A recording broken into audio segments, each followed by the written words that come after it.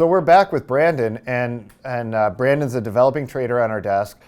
Today we wanted to share a best practice that we have on our desk, and you can either do this with a group of traders that you know, or try and find a network somewhere. There are some really good groups out there. But one thing we've started to do on our desk is we hop on a Discord call a little bit before the open. We talk through the ideas that we're seeing, and then during the morning, during the opening trading session, and really usually until about 11 o'clock, we're sharing our ideas in just a Discord channel, a voice channel. So Brandon, help me understand what chart we're going to talk about today, and we can kind of talk through the trade and some of the things that really helped us make the important adjustments to what we were seeing.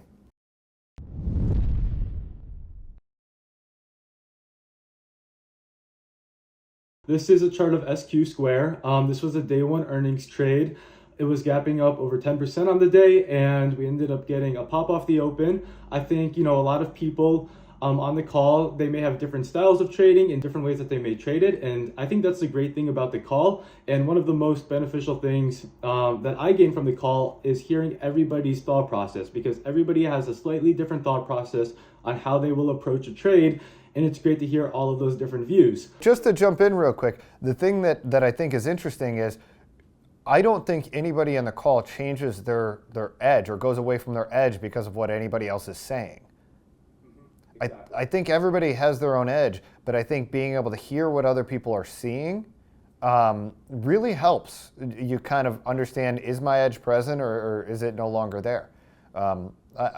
We can talk through. Why don't you go through your trade and then I'll share mine? Yeah, of course. So for me, the way I was approaching this trade is I wanted to see a strong pop off the open into a level of resistance and look to fade that move and then get big below VWAP for a continuation to the downside. I was watching. So let's talk about that strong pop off the open, because that was a strong pop off the open. That was a really strong pop off the open.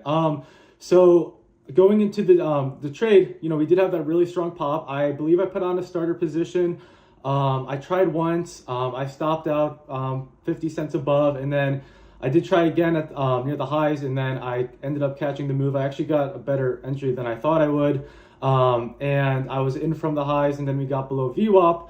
Once we got below VWAP, we stalled out a little bit, and then we got this pop to VWAP coming in around here. Let's take a moment before we talk about that, because we were all talking about how much edge this setup has. We know historically that in this earnings cycle, these 10% gap ups in stocks that are broken have been a really good trade. And so we were talking about this as an opportunity. The up move was fast, and it got accelerated pretty quick. And the ability to manage your risk was an important first step. And we were even talking about that live of this is one you got to be very careful with. But if you're in from decent prices, that's when the mindset shift started to occur, right? We were talking about, okay, here are our targets in the trade, here's what we're looking for. But then there was this unique opportunity that presented itself. And I think calling it out real time or hearing other people call it out real time that, I didn't see it at first, and then you had mentioned it and a couple other people mentioned it as well, of what they were looking for. It was just a nice reminder for me of, oh yeah, that trade could show up. Yeah, exactly. That's a great point. And after we did get that pop to the highs and we did fade below, my main idea, what I was mainly looking for was an opportunity to add size below VWAP. And I remember talking to you about it. I remember being on the call where we sort of got this pop to 114 below VWAP, and we stalled out for a bit, and there was an opportunity for about 10 to 15 seconds where the tape was stalling out at around 113.90-ish, I believe, and you had an opportunity to add size and risk about 10, 15 cents on it. And I remember we were talking about that real time. Yeah, and it was great because, you called it out, and I had kind of forgotten about that and moved on to other trades, and I was in from the prices I was in, and I was just kind of looking for my target. But it's little things like that can add so much value to your trading.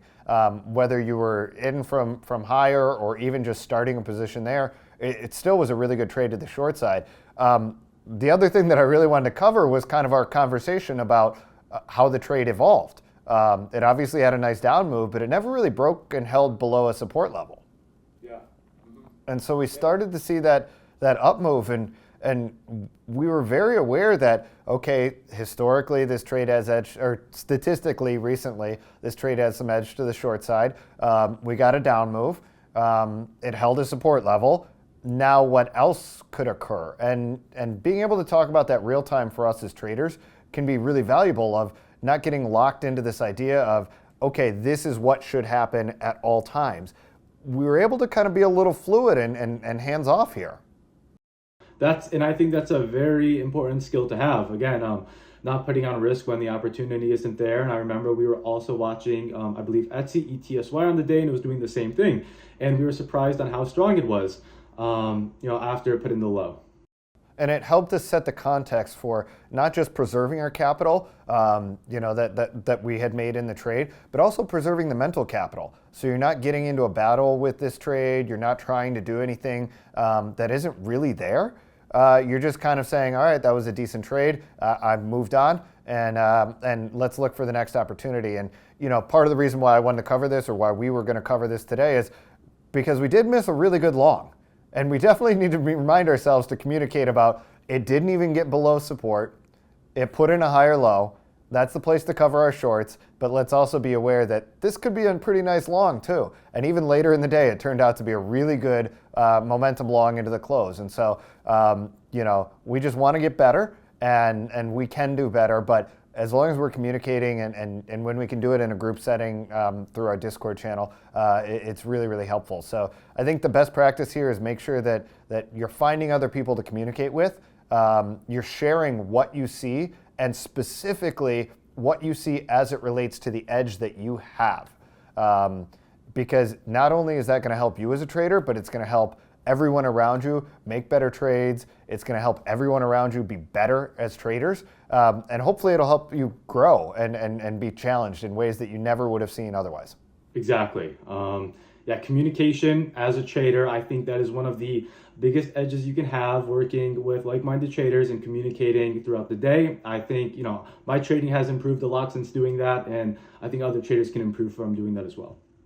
Awesome. Thanks for sharing this with us, Brandon.